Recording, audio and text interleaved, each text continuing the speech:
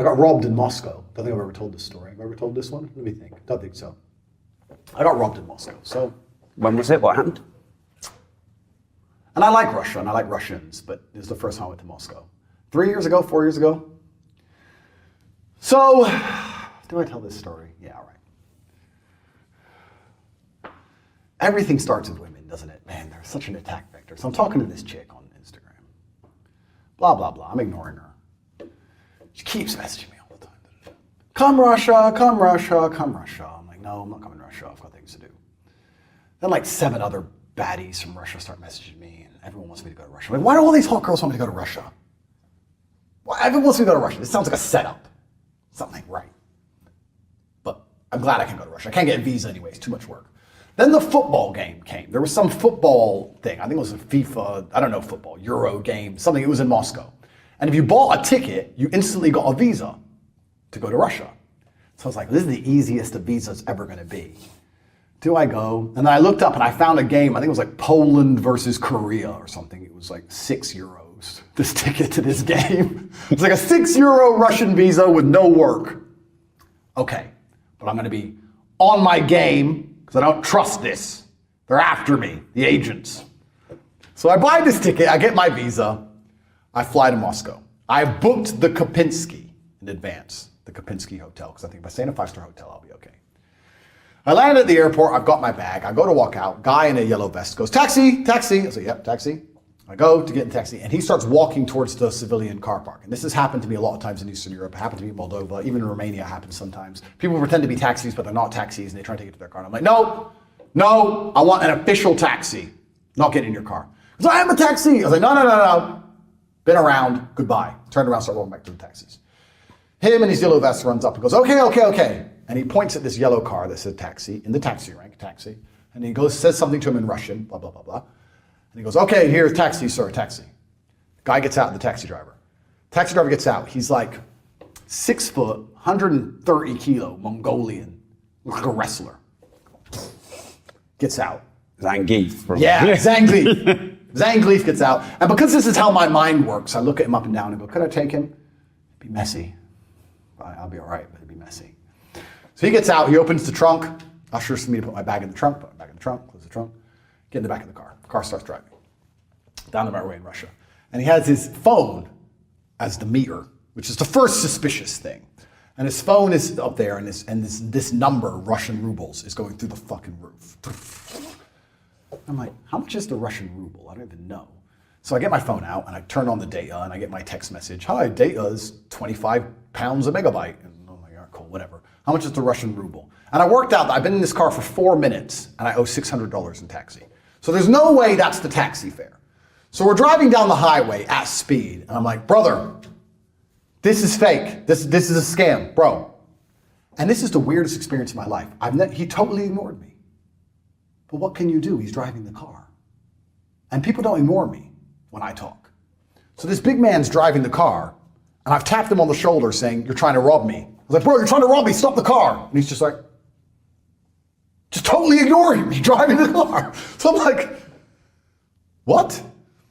I don't want to hit him, but I guess I kind of had to. So I shoved him so the car moved a bit and said, stop the fucking car, I'm not paying this. I don't have the money. Bro, I've been around long enough. I know a killer when I see one. And he turned around and looked me dead in the eye. This man's killed someone, I swear to God. Because I have that look, so I know when I see it. Takes one to know one. He looks me dead in the eye, looks back, gets the phone, dials a number, hands me the phone. Because he guess he doesn't speak English. I hit the phone and say, hello? It's the first guy who tried to take me to the car. He goes, you wanted a taxi. I was like, bro, I don't even have this money on me. So I don't know what you expect to happen, because I don't have this money on me. He goes, you wanted a taxi, pay the fare. I said, bro, I can't pay it. I don't have it. Tell him to stop at the nearest gas station. I'll give him the money I have on me, and I'll get a real taxi. Hold on. Didn't even answer me, just hung up on me. So I'm like, what can I do here? If I hit this guy, I guess the car crashes. This other guy isn't answering. They want money I no longer have. So I tapped the guy and I said, okay, I'll pay it. Call your friend again. Call your friend. Gives me the phone again. I was like, listen, I think I had like $4,000 on me. I said, look, I have $500 is all I have. I'll pay the $500. when we get to the end, if you let me out. The guy goes, no, you paid the meter. Hung up again. It's like, you fucking cunt. Like, unbelievable. So I thought it'd be smart. So I emailed, because my phone call wasn't working, so I emailed the Kopinski and said, I'm having a problem with the taxi. Can someone be waiting for me outside the Kopinski hotel? It's urgent, please. I emailed their info@kopinski.russia as a complete random. And I thought they'd never reply in time. They replied instantly, within 20 seconds. Yes, sir, someone will be waiting for you, no problem. So I was like, thank God they replied to that fast. Great. The concierge can argue, the taxi driver, work all this out. So now I'm just relaxing. I'm kind of chill a bit. And I just had to prod the guy. I was like, do you speak English then? Totally ignored me. I was like, you're friendly. So I'm just talking shit. So anyway, we pull up at the hotel. I'm all confident, right? Guy's gonna be outside. I pull up at the hotel. Nobody's outside. Nobody. No concierge, nothing. So I said to the guy, I go to get out the car. I get out the car. The guy then gets out the car, comes, and he stands face to face with me like a boxing stare-off. And shows me the phone of how much I owe him. By now, I don't even know what it is in rubles, 3,000 American dollars, something ridiculous. I said, bro, I don't have it. He looks at me like he's going to murder me. I don't have it. I said, I have $500, that's all I have. He goes, okay. Using my ninja fingers, my hands, I reach in my pocket and I ninja off like 500s. Because I've got a pile of money like this. So I'm like, I give it to him. And then the takes the money, and I'm standing at the back of the car, waiting for him to open the trunk, gets in the car and starts driving down the road. I'm like, bro, my bag. He stops like 5 meters later and goes, the rest of the money. He knew. They set me up when I put my bag in the trunk at the beginning. And my bag's got my laptop, all my clothes, everything, which is worth thousands and thousands of dollars. Now, if you ever get in a taxi, don't put your bag in the boot. It was a setup. I was like, you fuck. I was like, call your friend. So he calls his friend. I said, listen, I've already given him $500. It's very clever what you did with the bag. It's like, the guy from the Kopinski is about to come out now. I can't give you more than this. We have to come up to something sensible. Said, I can go to a cash point and try and get some more money, but I need my bag. And he goes, okay, 500 more. I said, fine. Hung up the phone. Instantly peeled off 500, didn't bother going to a cash point. And then guy gets back out the car, and me and him have a Mexican standoff at the back of the car. He opens up the boot. He grabs my bag, I've got the money, and we kind of swap them. Just after we've done that, after I paid this fucker $1,000, the guy from the Kopinski walks out. Oh, Mr. Tate, you need help? I'm like, yeah, help. Yeah, carry my bag. You're useless. It's been 10 minutes. Where have you been? Oh, sorry, Mr. Tate. Useless. It's kind of funny because for my other 4 days in Moscow, I had a great time. I love the Russian people. They're very nice. I guess I was unlucky. But every time I left the hotel, there was like a row of taxis, and they all looked like this guy. And they'd all stare at me.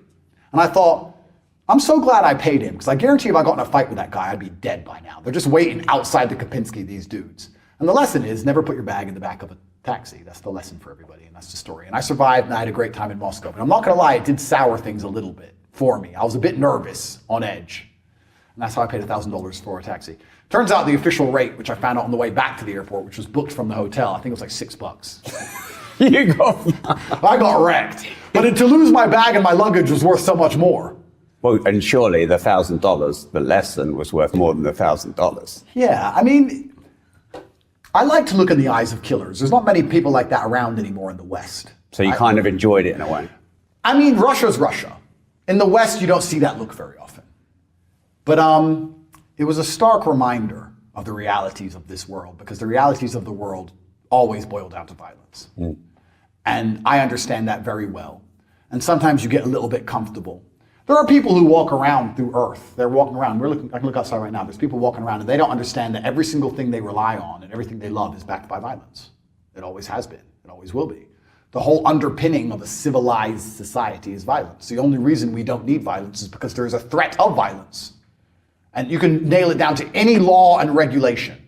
As simple as a parking ticket. If you don't pay your parking ticket, they will give you a fine. And if you don't pay the fine, they will take you to court. If you don't go to court, they will take your house. And if you don't give them your house, police will come, kick the shit out of you, throw you in jail.